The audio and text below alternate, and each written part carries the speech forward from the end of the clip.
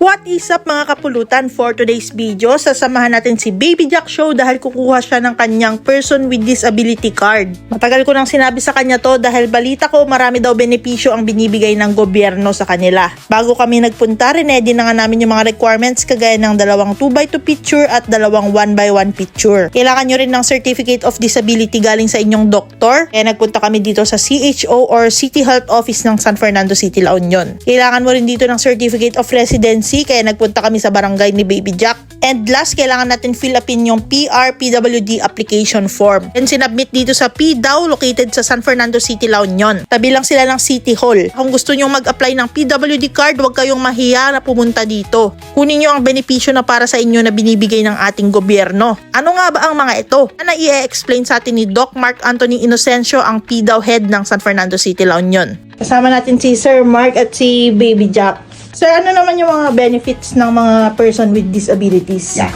For persons with disabilities, of course, meron tayong 20% discount para sa medicines and of course, yung 5% discount naman for prime commodities, yung mga pangangailangan sa araw-araw ng ating mga persons with disabilities.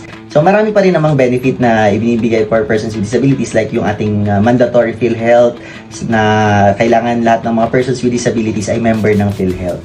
Sa mga establishments, albaw kakain yung person with disability sa ating mga restaurants, pwede silang makakuha ng 20% discount doon sa kanilang kinain, yung mismong person with disability. Pero halimbawa, may kasama siya, of course, ang kukunin natin is yung doon lang sa part na kinain ng person with disability. For example, nasa pila tayo, punta tayo ng grocery o kaya sa mall, ganyan. So, pwede tayong magkakaroon tayo ng pribilehiyo na pumila or mauna. Sa parking nga, sir, pwede ba kaming mag-park sa PWD lane? Ay, pwede kayong mag-parking doon, pero at least, sabi nga natin, no, pwede tayong mag-parking kung halimbawa may mobility problem talaga tayo at tayo mismo yung nagda-drive ng sasakyan.